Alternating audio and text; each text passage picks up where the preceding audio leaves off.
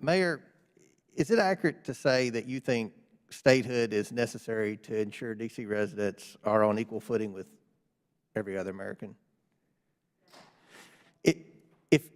If DC were to become a state and receive all the benefits, shouldn't it have the same obligations as well? Congressman, yes, if your question is, do DC residents expect to participate fully in our American democracy, the answer is yes, just as we do today, paying our fair share, some would argue more than our fair share of federal taxes without representation or full autonomy. So it should have the same obligations as well, correct? With respect, let me further elaborate. DC has a legislative, executive, and judicial branch, but with respect to the judicial branch, how is that funded?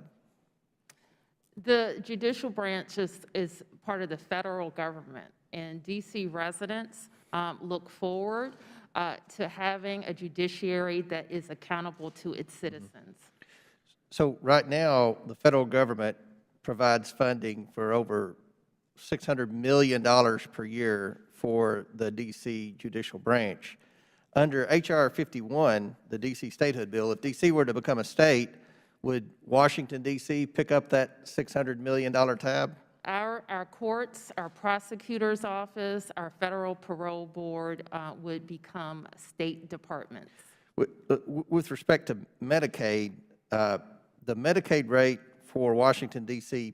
paid for by the federal government is 73.5%. You have mentioned previously that D.C. has a state population higher than Vermont and Wyoming. Do you know the current Medicaid rate paid for by the federal government for those states, by any chance? I do not. Wyoming, the federal government pays for 52.6% of their Medicaid, and Vermont's 59.3%. But in Washington, D.C., it's 73.5%. And again, but Congressman, I have to tell you, it's not the same in each state. In fact, I'm not sure what it is in Kentucky or in other states. But we actually think that we would make the argument for rates that are commensurate with our health statistics. I wonder if Washington, D.C. were to become a state, and we will repeatedly make the point through this hearing, the minority will, that will require a constitutional amendment. But if that were to happen, I wonder, Mayor, do you think this would lead other states to split and try to create their own states? For example, in California, there's been a movement for many, many years to create the 51st state there. In fact, the majority of the map of California feels disenfranchised because so much of the population lives in San Francisco, Los Angeles, San Diego, and they don't feel like the representation in Sacramento or their representatives in Washington represent their values. And, oh, by the way, conservatives would like it because that would bust up California's electoral college number and potentially elect one or two Republican senators there. I just wonder if you feel like that would lead to a movement among other states to do the same thing.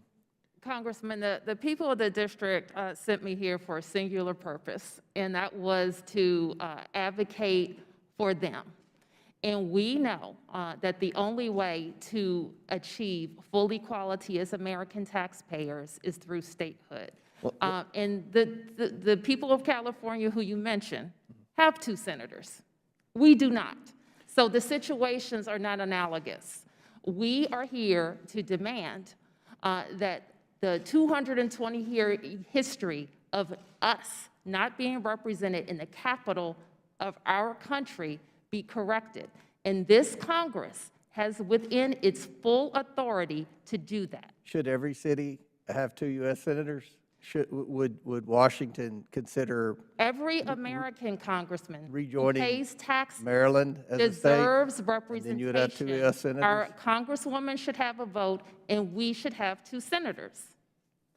Citizens of other cities and states in the United States of America have 2 senators. We do not. Well, we're going to make the argument, Madam Chair, that many Democrat presidents, many Democrat attorney general have made in the past, and we look forward to a vibrant discussion on this. But I will conclude by saying H.R. 51 is an unconstitutional bill. I think most people here realize that.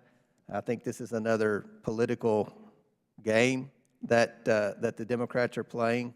But hopefully we can get to a point, this Congress, where we can work together in truly bipartisan ways to do the things that the American people sent us up here to do. So, Madam Chair, I yield back. The gentleman yields back. The gentlewoman from the District of Columbia, Mrs. Norton, is recognized for 5 minutes. It's interesting, Madam Chair, that the gentleman cites a small movement in California to secede from the state. The district is